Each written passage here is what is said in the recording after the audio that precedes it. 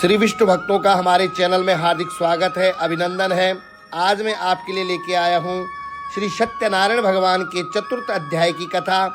आशा करता हूँ कि आप ध्यान से सुनेंगे और भगवान विष्णु की आप पर अपार कृपा प्राप्त होगी। चतुर्थ अध्याय में सूत जी ने आगे कहा, वैश्य ने यात्रा प्रारंभ की और अपने नगर की ओर चला। उसके थोड़े दूर आगे बढ़ने पर दंडी वेशधारी श्री सत्यनारायण भगवान ने उसकी परीक्षा लेने हेतु उससे पूछा, हे वेश्या, तेरी नाव में क्या है? अभिमानी वाणिज ने हंसते हुए बोला, हे दंडी, आप ऐसा क्यों पूछते हैं? क्या धन लेने की कामना है? मेरी नाव में तो बेल और पत्ते भरे हैं। वैश्य के ऐसे वचन सुन करके दंडी वेशधारी श्री सत्यनारायण भगवान बोले, तुम्हारा वचन सत्य हो। ऐसा कह करके वह वहां से चले गए और कुछ दूर जाकर के समुद्र के तट पर बैठ गए। दंडी महाराज के जाने के पश्चात वैश्य ने नित्य क्रिया से निवृत्त होने के बाद नाव को ऊंची उठी हुई देख करके अचम्मा किया तथा नाव में बेल पत्ते आदि देख करके मूर्छित होकर के जमीन पर गिर पड़ा। मूर्छा खुलने पर अति शोक करने लगा। तब उसके दामाद ने कहा, आप शोक ना करें, यह दंडी महाराज का श्राप है, अतः हमें उनकी शरण में जाना चाहिए, वही हमारे दुखों को अंत करेंगे। दामाद के वचन सुन करके वह वैश्या दंडी भगवान के पास पहुंचा और अत्यंत भक्तिभाव से पश्चाताप करते हुए बोला, मैंने जो आपसे असत्य वचन कहे थे उनके लिए मुझे क्षमा करें। ऐसा कह करके वह शोकातुर हो करके रोने लगा। तब दंडी भगवान बोले, हे वाणिज पुत्र, मेरी ही आज्ञा से आप बार बार परेशान हुए, तुम्हें बार बार कष्ट प्राप्त हुआ, तू मेरी पूजा से विमुख हुआ है। तब उस वैश्य ने कहा, हे भगवान, आपकी माया को ब्रह्मा आदि देवता भी नहीं जान पाते, तो मैं मूर्ख भला कैसे जान सकता? आप प्रसन्न होइए, मैं अपनी क्षमता अनुसार आपकी पूजा करूंगा। मेरी रक्षा कीजिए और मेरी नौका को पहले के समान धन से परिपूर्ण कर दीजिए। उसके भक्ति से परिपूर्ण वचन सुन करके श्री सत्यनारायण भगवान प्रसन्न हो गए और उसकी इच्छा अनुसार वर दे करके अंतर्ध्यान हो गए। तब ससुर और दामाद दोनों ने नाव पर आकर के देखा कि नाव धन से परिपूर्ण है। फिर वह विधि विधान से भगवान सत्यनारायण का पूजन कर साथियों सहित अपने नगर को चला। जब वह अपने नगर के निकट पहुंचा तब उसने एक दूत को अपने घर भेजा। दूत ने साधु नामक वैश्य के घर जाकर के उसकी पत्नी को नमस्कार किया और कहा, आपके पति अपने दामाद के साथ नगर के समीप आ गए हैं। लीलावती और उसकी कन्या कलावती उस समय भगवान का पूजन कर रहे थे। दूत का वचन सुन करके साधु की पत्नी ने बड़े हर्ष के साथ सत्यनारायण भगवान का पूजन पूर्ण किया और अपनी पुत्री से कहा, मैं अपने पति के दर्शन को जाती हूँ, तू पूजन पूर्ण कर शीघ्र आ जाना। परंतु कलावती पूजन एवं प्रसाद छोड़ करके अपने पति के दर्शन के लिए चली गई। पूजन एवं प्रसाद की अवज्ञा को देख करके भगवान सत्यनारायण रुष्ट हो गए और कलावती के पति को नाव सहित पानी में डुबो दिया। कलावती अपने पति को ना पाकर रोती हुई जमीन पर गिर पड़ी। नौका को डूबा हुआ तथा कन्या को रोती हुई देखकर साधु नामक वैश्या द्रवित हो बोला, हे प्रभु, मुझसे या मेरे परिवार से अज्ञानतावश जो अपराध हुआ है उसे क्षमा करें। उसके ऐसे वचन सुन करके सत्यदेव भगवान प्रसन्न हो गए। आकाशवाणी हुई, हे वैश्या, तेरी पुत्री मेरा प्रसाद छोड़ करके आई है, इसलिए उसका पति अदृश्य हुआ है। यदि वह घर जाकर के प्रसाद ग्रहण कर लौटे तो उसे उसका पति अवश्य मिल जाएगा। आकाशवाणी सुनकर के कलावती ने घर पहुंच करके प्रसाद ग्रहण किया और फिर आकर के अपने पति को पूर्व रूप में पा करके वह अति प्रसन्न हुई तथा उसने अपने पति के दर्शन किए। तत्पश्चात साधु वैश्य ने वहीं बंधु बांधवों सहित सत्यदेव का विधि पूर्वक पूजन किया वह इस लोक के सभी प्रकार के सुख भोग करके अंत में मोक्ष को प्राप्त हुआ। बोल सत्यनारायण भगवान की जय। बोलिए लक्ष्मी नारायण भगवान की जय। ओम श्रीमन नारायण नारायण नारायण लक्ष्मी नारायण नारायण नारायण। पंचम अध्याय। श्री सूत जी बोले, हे ऋषिगण, मैं एक और कथा कहता हूँ, आप सभी ध्यान से सुनो। सदा प्रजा के लिए चिंतित तुंगध्वज नाम का एक राजा था। उसने भगवान सत्यनारायण का प्रसाद त्याग करके बहुत ही कष्ट पाया। एक समय राजा वन में वन्य पशुओं को मारकर बट के वृक्ष के नीचे आया।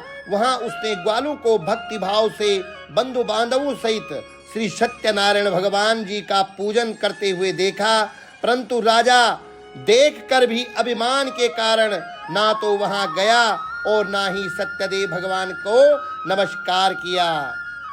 जब ग्वाल वालों ने भगवान का प्रसाद उसके सामने रखा तो वह प्रसाद छोड़ करके अपने नगर को चला गया। नगर में पहुंच करके उसने देखा कि उसका सारा राज्य नष्ट हो गया। वह समझ गया कि यह सब भगवान सत्यदेव के रुष्ट होने के कारण हुआ है।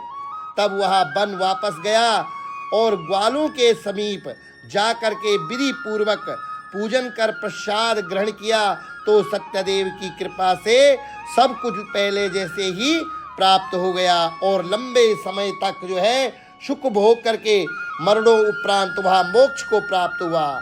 जो मानव इस श्रेष्ठ दुर्लभ व्रत को करेगा, श्री सत्यनारायण भगवान की कृपा से उसे धन धान्य की कोई कमी नहीं रहेगी।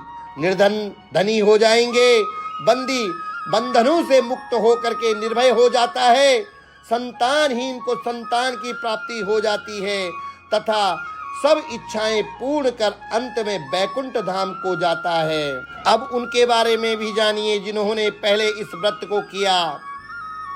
अब उनके दूसरे जन्म की कथा भी सुनिए। संतानंद नामक वृद्ध ब्राह्मण ने सुदामा के रूप में जन्म लेकर के भगवान श्री कृष्ण की भक्ति एवं सेवा कर बैकुंठ को प्राप्त किया।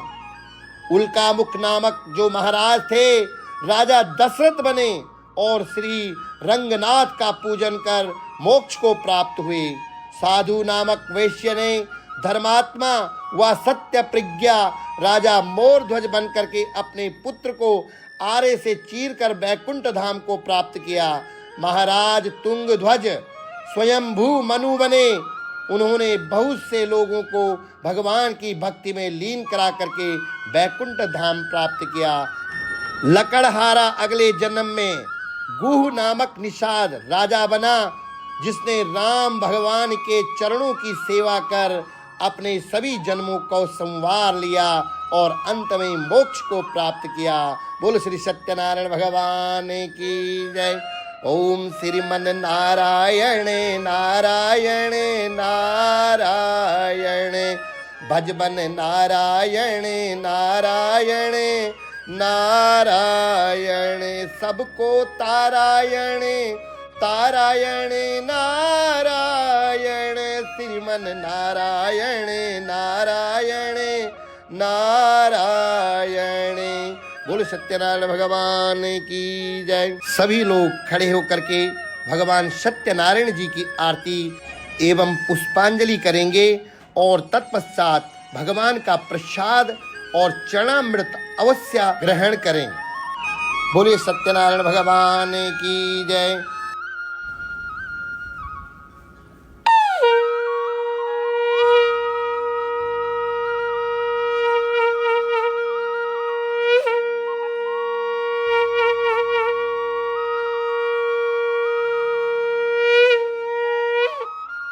जय लक्ष्मी रमणा श्री जय लक्ष्मी रमणा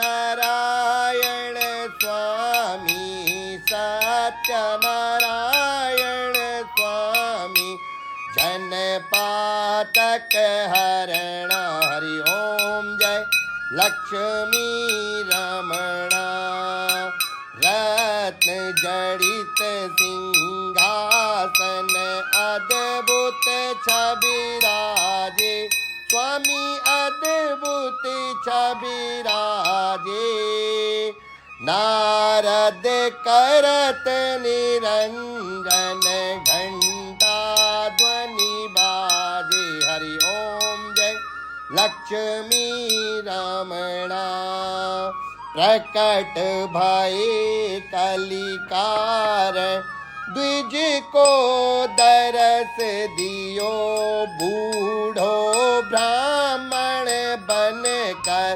कंचन महल कियो हरि ओम जय लक्ष्मी रमणा दुर्बल भील कठारो जिन पर कृपा करी प्रभु इन पर कृपा करी चंद्रचूड़ एक राजा जिनकी विपत्ति हरि हरि ओम जय लक्ष्मी रमणा वैश्य मनोरथ पायो श्रद्धा तज दीनी सो फल भोग्यो प्रभु जी फिर स्तुति कीनी हरि ओम जय लक्ष्मी रमणा भाव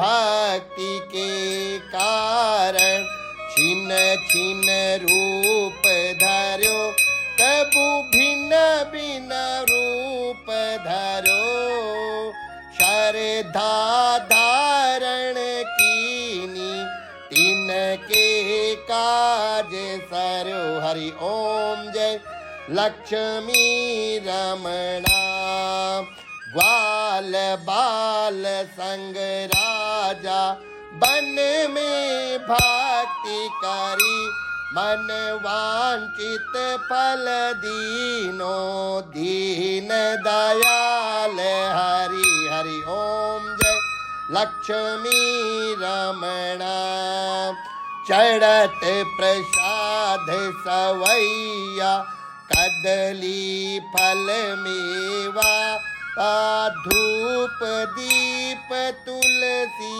से राजी सत्यदेवा हरि ओम जय लक्ष्मी रमणा श्री सत्यनारायण जी की आरती जो कोई नर गावे प्रभु प्रेम सहित गावे कहत शिवानंद स्वामी मन भजत हरे हर योगी मन वांछित फल पायो हरि ओम जय लक्ष्मी रमणा स्वामी जय लक्ष्मी रमणा बोले सत्यनारायण भगवान की जय ओम कर्पूर गौरम करुणावतारम संसार सारम भुजगेन्द्रहारम सदा वसंतम हृदयारविंदे भवं भवामी सरितं नमामि त्वमेव माता च पिता त्वमेव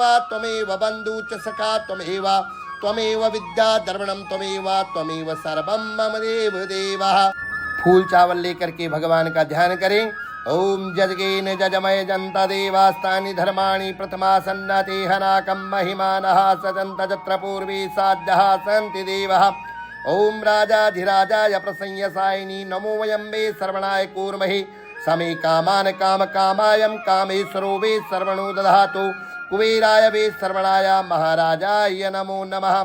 ओम हरिओम मां दाता के दरबार में सभी खड़े हथ जोड़ देने वाला एक है मांगे लाख करोड़ दाता इतना दीजियो जा मैं कुटुंब समाए मैं भी भूखा ना रहूं मेरा साधु न भूखा जाए गुनाहगार की विनती सुनो गरीब निवाज जे मैं पूत कपूत हूँ मेरे बोड़ पिता को लाज बंसुरी वाले सांवरे दियो दर्शन एक बार चरण शरण ना छूटिए छुटी न तेरो द्वार बोल वृंदावन बिहारी लाल की जय बोले सत्यनारायण भगवान की जय।